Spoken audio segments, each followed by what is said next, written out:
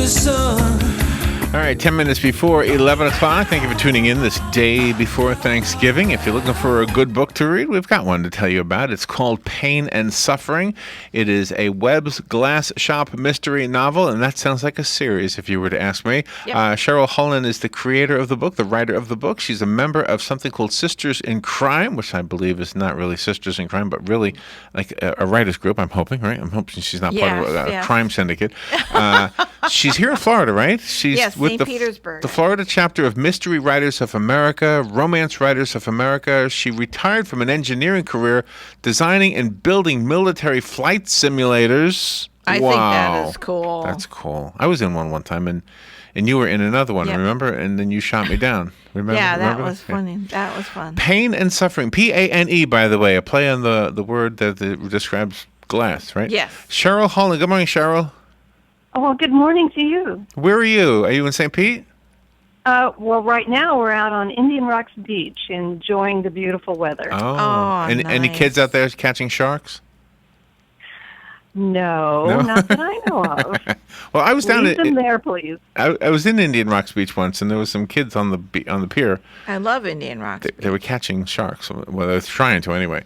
Well, thank you for being on the air with us. You built simulators, flight simulators, huh? Yes, I did, for a company in Tampa, and their main company is in Montreal. So international travel was part of my life. Oh, wow, that is kind of something else. So the creative part of you that ends up allowing you to write books, how did that happen?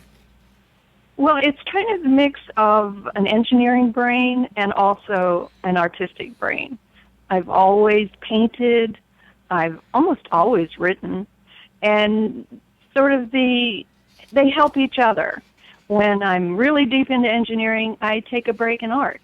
When my art gets a little depleted, I go do something mathematical.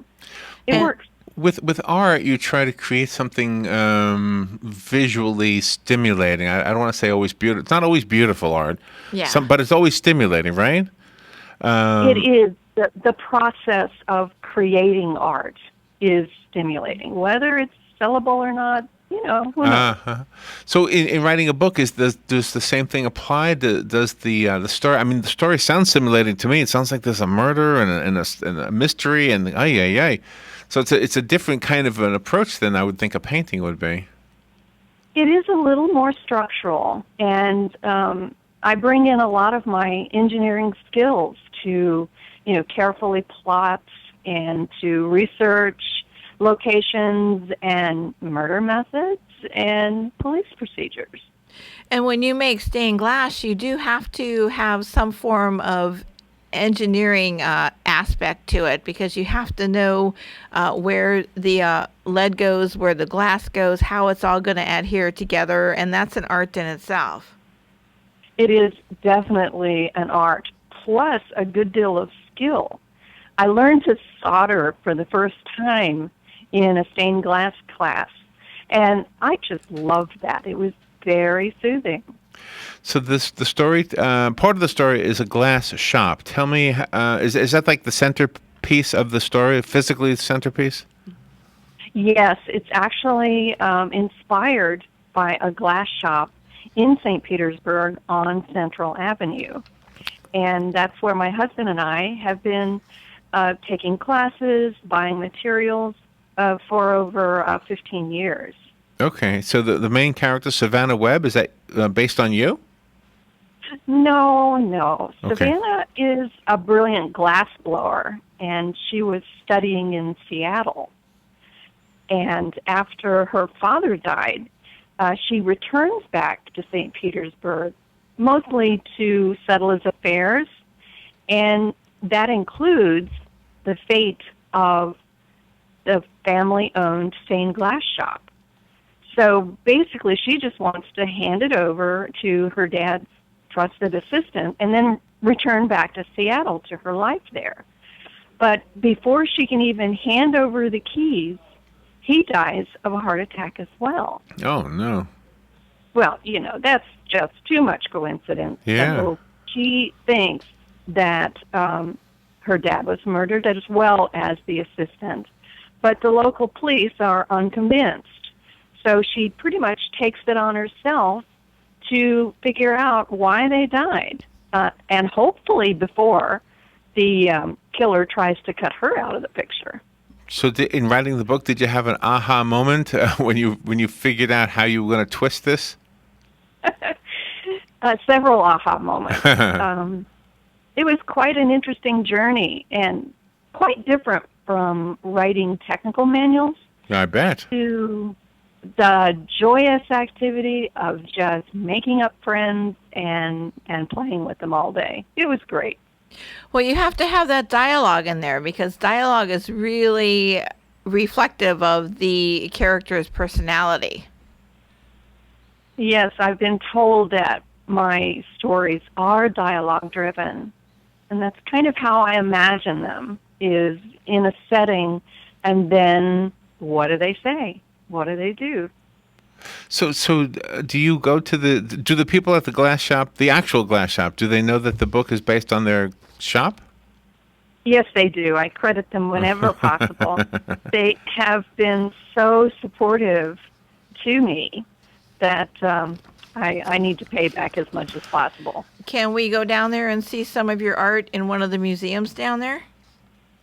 The Grand Central Stained Glass and Graphics, which is the name of the glass shop, they display my husband's works on the walls, and they sell them at about this time of year for Christmas gifts. So yeah, we're serious stained glass workers.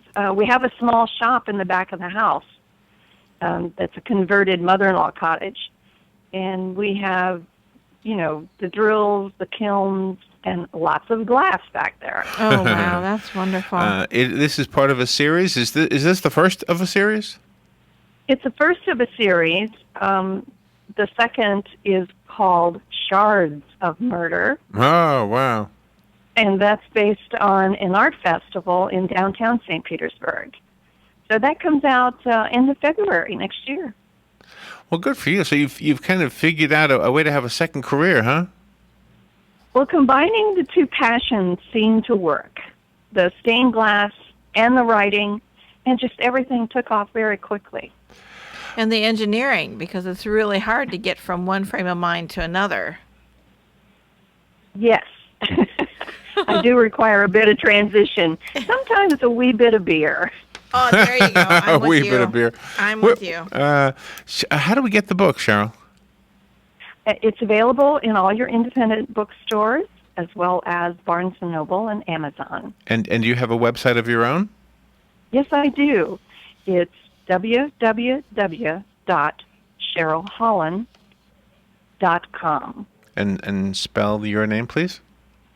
CherylHollon. All right. And actually, Robin already has that on the guest list for today, and that's a kind of a convenience for the listeners because they're usually driving, can't really write things down. But if you go to the website, you'll see that. And plus, if you go to the WOCA Facebook and YouTube pages this afternoon by 2, this interview will be up there, and you can share it with somebody or just get the information again. Cheryl, thank you for being on. Have a great Thanksgiving tomorrow. You too as well. Thank you so much. All right. We'll be right back.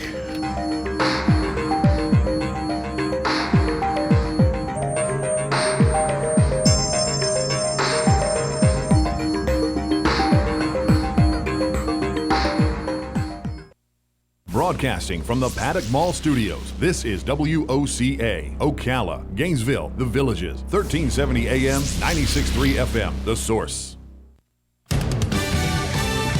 Fox News Radio, I'm Lillian Wu. Our military taking responsibility for the deadly air attack on a hospital in Afghanistan nearly 2 months ago. A just-released investigative report says the crew of the AC-130 gunship misidentified the target, thinking it was a government compound taken over by the Taliban. Fox Radio's John Decker. Tensions high after the downing of a Russian warplane by Turkey. The airman who survived says Turkish jets issued no warnings. Syrian rebels, meanwhile, say Russian forces are pounding areas in the mountains near where the jet was shot down. And a lot of people packing it in for the holiday weekend. Whether you're going by train, by airplane, or by car, AAA says you'll have some company on the way to your Thanksgiving destination, with 47 million Americans expected to travel 50 miles or more from home. Fox Radio's Jeff Manasso. Fox News. We report. You decide. When is your flu shot more than a flu shot? When it helps give a life-saving vaccine to a child in need in a developing country. Walgreens Get a Shot, Give a Shot program has helped provide 7 million vaccines through the UN Foundation thanks to customers like you. Make your flu shot make a world of difference. Walgreens, at the corner of happy and healthy. Through August 31st, 2016, for every immunization given, Walgreens will donate 18 cents up to $2 million. Learn more at walgreens.com/get-a-shot. Vaccine restrictions apply. SquareTrade does not cover lost or stolen items. Savings based on 2-year iPhone plan with one claim compared to Assured total equipment coverage as of August 10, 2015. Getting a new iPhone? Don't overpay for phone insurance. Save with SquareTrade Phone Protection instead. Phone insurance through your wireless carrier can cost as much as $11 every month, plus up to a $199 deductible when you break your phone. SquareTrade iPhone protection is less than $5 a month. We can save you over $240. Start saving with SquareTrade now. Visit squaretrade.com. That's squaretrade.com. It's time for Farm and Ranch headlines on the Southeast AgNet. I'm Tyron Spearman reporting. Federal State Inspection Service says peanut farmers are coming up a little bit short this season. So far, only 81.1% of the peanut estimate has been inspected. That's 2,502,055 tons as of last week. Alabama is showing 86.4% of their estimate, 306,000 tons. Georgia showing 85% of theirs harvested, 1,465,995. But Florida's still a little bit short, as they're only at 80% with 224,000 tons. Of course, a lot of peanuts from Florida move up into the buying points in Alabama and in Georgia. But overall, the crop is a little bit short of the crop estimate, but USDA still says there'll be about 1,421,000 tons that will be carried forward in the next season, mainly because demand is not keeping up with the gigantic supply of peanuts. But Mr. Weather is having a say-so in this, and there may not be as many peanuts as the USDA thought. Looking for ways to reduce your home's energy use? With new technology, hot water production can be more efficient than ever before. Propane tankless water heaters heat water instantly, whenever it's needed, eliminating wasted energy. And propane is clean burning and efficient, which is better for the environment. Learn more about energy-saving tankless water heaters at propanefl.com.